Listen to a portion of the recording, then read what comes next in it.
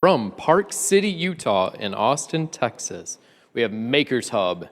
Presenting from MakersHub is Fong Ying Yo and Charlie Howie. Bring them on out with a big round of applause. I am Charlie Howe, co-founder and president of MakersHub. MakersHub provides data-enriched accounts payable operations.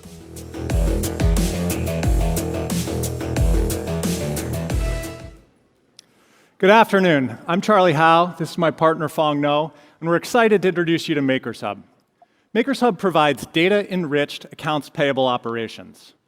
We enable our customers to connect their disparate account payable processes, to capture all of their data with no manual entry, and to collaborate across the organization.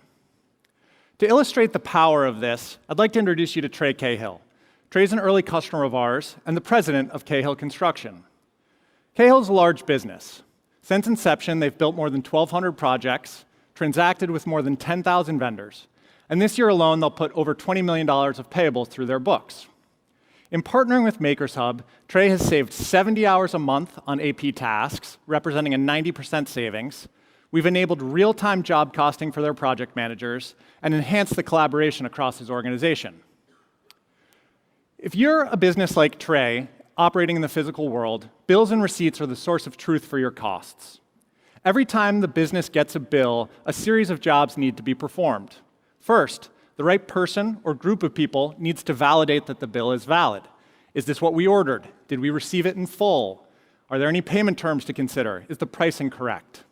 Next, every line item on the bill needs to be coded to the appropriate customer, job, and accounting code. And lastly, all of that data needs to be entered into the accounting system. This protects against fraud and invalid payments. It allows a business to track its costs and to bid for future work precisely and understand its core drivers. Yet, the vast majority of businesses cannot execute these fundamental steps. Why is that? First, bills are hard. Some are very long, others are structurally complex, and some are just a total kitchen sink. Second, in a hygienic AP process, multiple functions in an organization need to participate, but they're all disconnected. So even if you go through the effort of manually capturing all this data, you cannot pass it from one group to the next. The result for Trey was more than 80 hours a month of manual data entry, error-prone double entry throughout the process, and limited visibility for management. His was not a failure of awareness either. In his words, he looked at every solution a million times. That is, until he met MakersHub, and we solved this for him. Let's move to the demo and show you how this is possible. We're going to process for you in real time those bills you just saw, which will take 15 to 20 seconds. And while we're doing that, I'll explain the technology that powers it. First, we take a very different approach to reading bills. We extract more than 50,000 data points from every page, the characters and their relation to one another. Then, using spatial mapping and proprietary indexing, we start to make sense and reconcile that data. Further, we then expose that partially reconciled data to a series of deterministic language models that help us put a finer point on that reconciliation. Lastly, users teach the system by virtue of their actions in it, using localized one-shot learning. The result you can see on the screen. On the left-hand side is the bill itself, and on the right-hand side is MakersHub interpretation or reading of this bill. Starting on the upper left-hand corner of the right-hand panel and moving clockwise, we'll see all of the things that MakersHub can read and contextualize. First, the vendor information, then all of the bill details, the invoice number, the due date, the payment terms, the PO number. Beneath that is the approvers box. Because we can read and contextualize the data, we can ensure the smart routing of this bill only to the people in the organization who need to review and opine on it. Below that is a customer and job contextualized suggestion that, if accurate, the user can assign to every line item on the bill with a single click. And there you can see all of the line item data broken out, captured, individually editable if necessary, and pre-coded to the appropriate spot in the accounting system. Once a user has reviewed this and validated that everything is correct, a single click approves the bill, auto-creates the associated record in the accounting system, and loads the next bill in the queue. The bill, now validated, is a live account payable. And from the Account Payables tab, our users can pay the bill easily, flexibly, with a single click to schedule payments either on the due date or on whatever date they desire. Further, since we can read and contextualize everything that is on a bill, we've extracted net term discount availability that users can capture and assign with a single click, ensuring that they never pay more than they need to.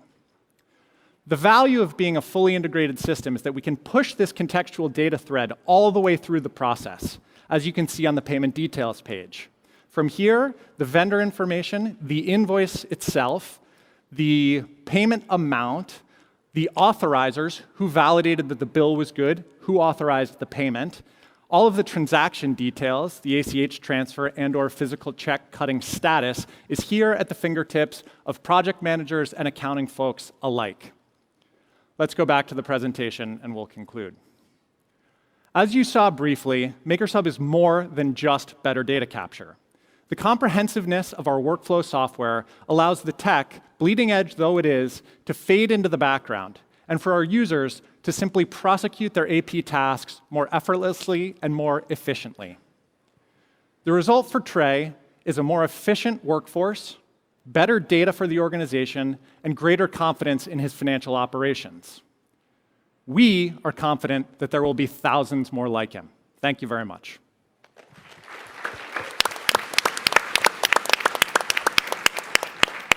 And an extra clap for me for ending on time. Thank you. Okay. Rebecca, do you want to start with you? Sure. So this is a really exciting category with lots of companies attacking it because it's a big problem. But how do you think about differentiation and the competitive landscape? Who do you anticipate yourself running into, and how are you going to cut through the noise? Sure. The way that we think of that is that though there are many people participating in this space, according to our users, there are not many people who are successfully offering what we offer at the level of granularity, detail, and complexity that we are. I think what our users would say is that there's not a saturation of solutions in the category. There's a saturation of promises that have fallen short of what our user base needs.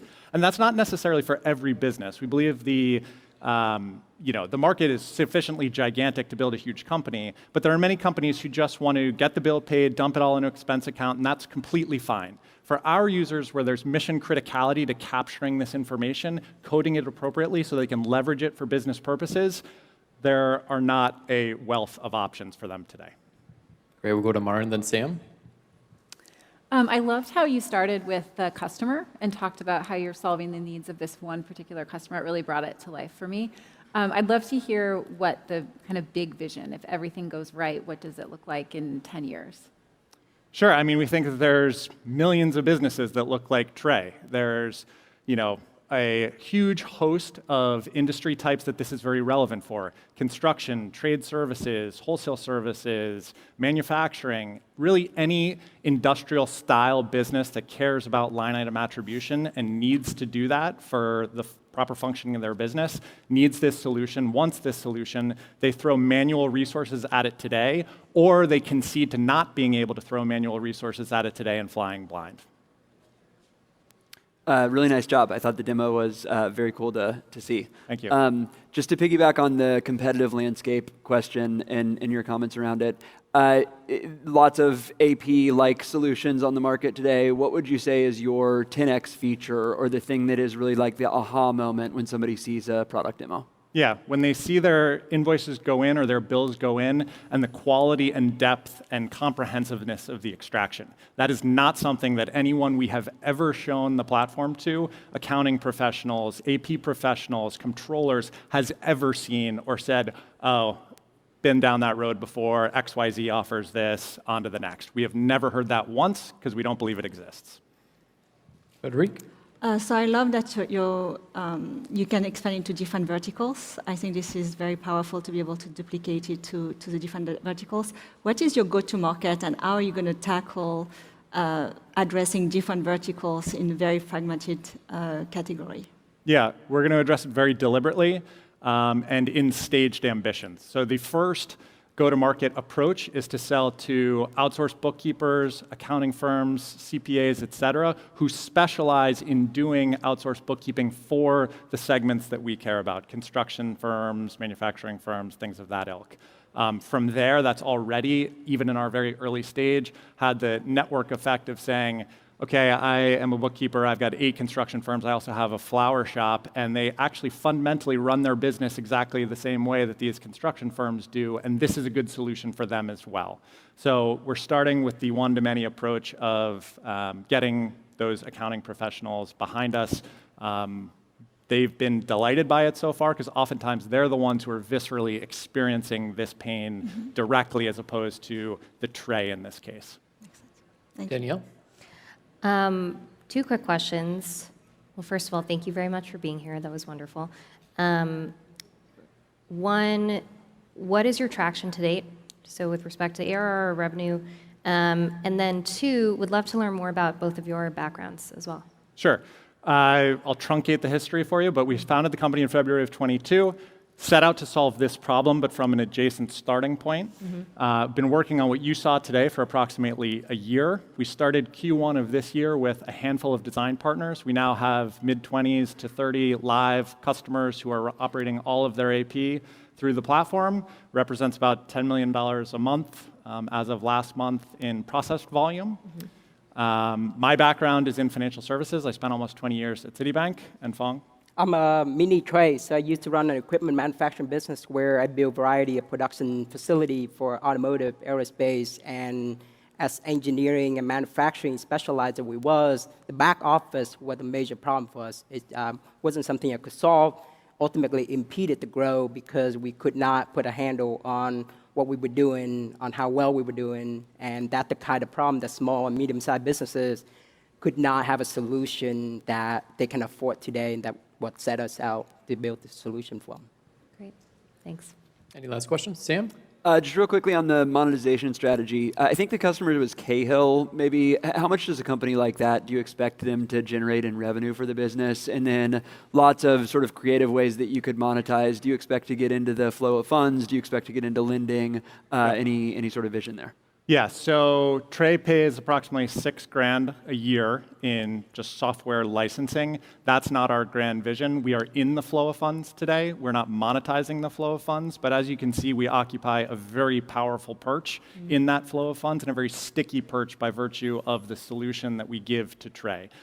How and in which ways we choose to push the levers of either transaction-based monetization, that's not our preferred one, but being either a lending perch or a reverse factoring perch or something of that nature are things that we're going to evaluate with the benefit of more data and more time. Thank you very much. Give them a round of applause. Thank you.